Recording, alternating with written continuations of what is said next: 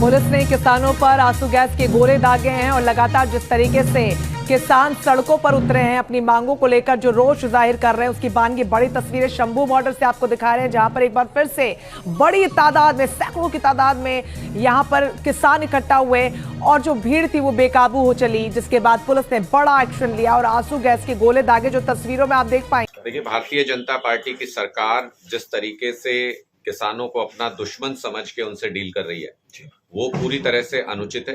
आम आदमी party Bharatiya Janata party के इस व्यवहार की निंदा करती है। आज जब किसान शंभू बॉर्डर पर इकट्ठे हुए तो वो सिर्फ हरियाणा से होकर के गुजर रहे हैं। हरियाणा में उनका प्रदर्शन का कोई प्लान नहीं है। पहली बात तो भारत का संविधान उन लोगों को ये इजाजत देता है, भारत के संविधान के मौलिक अधिकारों में ये लिखा हुआ है कि उनको देश में कहीं भी आने जाने का अधिकार है।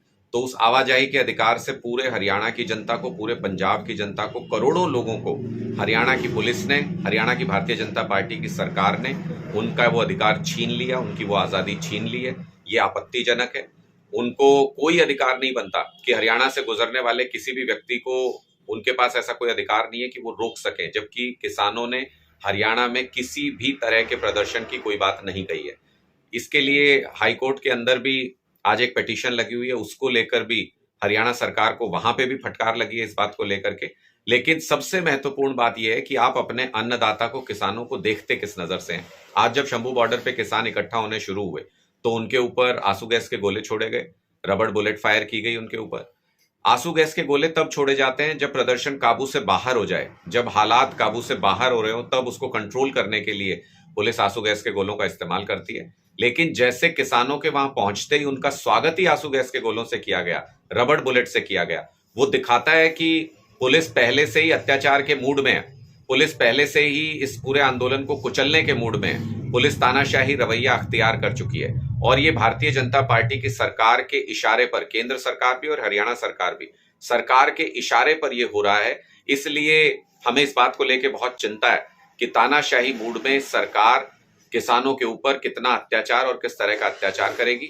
ये बिल्कुल अमानवीय है, ये अलोकतांत्रिक है, ये हमारे संविधानों में दिए गए अधिकारों का हनन है। हम इसकी पुरजोर निंदा करते हैं। और जिस तरीके से पुलिस को आगे करके सीमेंटेड बैरिकेड लगा के, सड़क के ऊपर कीलें लगा के प्रधानमंत्री विदेश यात्रा पर चले गए 2 दिन के लिए, वो साफ दिखाता है कि उनके मन में किसानों के प्रति ना कोई इज्जत है, किसानों के प्रति ना कोई तरस है उनके मन में, और वो पूरी तरह से किसानों को अपना दुश्मन समझते हैं, अन्नदाता को अपना दुश्मन समझते हैं।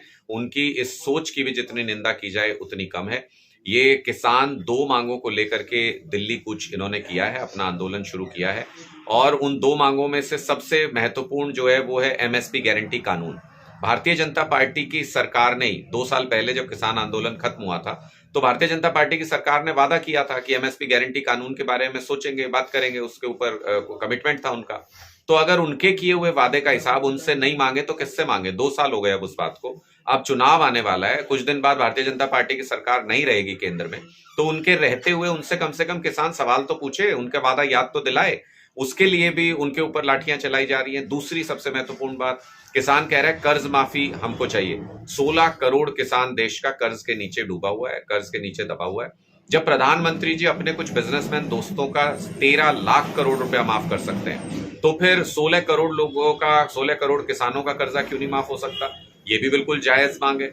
अपनी जायज मांगों को लेके किसान दिल्ली की तरफ कूच कर रहा है, उसको रास्ते में इस तरीके से रोकना। 75 साल में जो सड़कें, गांव, शहर, स्टेट हाईवे, नेशनल हाईवे जो भी बनी है सड़कें, उन सबको कंक्रीट स्ट्रक्चर लगा के ब्लॉक कर देना, ये लोकतंत्र के ऊपर हमला है, ये लोगों की आजादी के अधिकार के ऊपर हमला है। इसकी कड़ी निंदा की जानी चाहिए और इसके खिलाफ लड़ना पड़ेगा, वरना ये मौलिक अधिकार छीनने का मतलब ही होता है हमारी आजादी को छीनने की कोशिश कर रहे हैं, देश में तानाशाही लाने की कोशिश कर रहे हैं, लोगों को उसकी आदत डालने की कोशिश कर रहे हैं। इसका हम डट करके विरोध करेंगे। किसान संगठन इनके रोके से रुकने वाले नहीं है, ये स्पष्ट है, क्योंकि ये अन्नदाता है जो बंजर जमीन से भी अन्न पैदा कर देता है। तो ये तो सड़कों के ऊपर 2-4 बैरिकेड लगा के इनको रोक लेंगे, मुझे ऐसा नहीं लगता है। ये जायज मांगे लेकर के आ रहे हैं, सरकार को इनसे बातचीत करनी चाहिए, इनकी मांगों के ऊपर विचार करना चाहिए और इनको इस बात के लिए सहमत करना चाहिए कि इनकी मांगों को माना जा रहा है। जब आप स्वामीनाथन जी को भारत रत्न से सम्मानित करते हैं तो उनकी जिस रिपोर्ट के लिए पूरी दुनिया में उनको जाना जाता है, किसानों की स्वामीनाथन रिपोर्ट, उसको लागू क्यों नहीं करते? यही तो किसान मांग कर रहे हैं। असली भारत रत्न तो ये होता कि आप भारत रत्न देते स्वामीनाथन जी को और उनकी रिपोर्ट को लागू कर देते, तब तो हम मानते कि आप सही मायने में किसानों का सम्मान कर रहे हैं। तो निश्चित तौर पे भारतीय जनता पार्टी का जो व्यवहार है, हरियाणा सरकार का, केंद्र सरकार का जो व्यवहार है किसानों के प्रति, वो बेहद आपत्तिजनक है, वो दुर्भावनापूर्ण है और उसकी जितनी निंदा की जाए उतनी कम।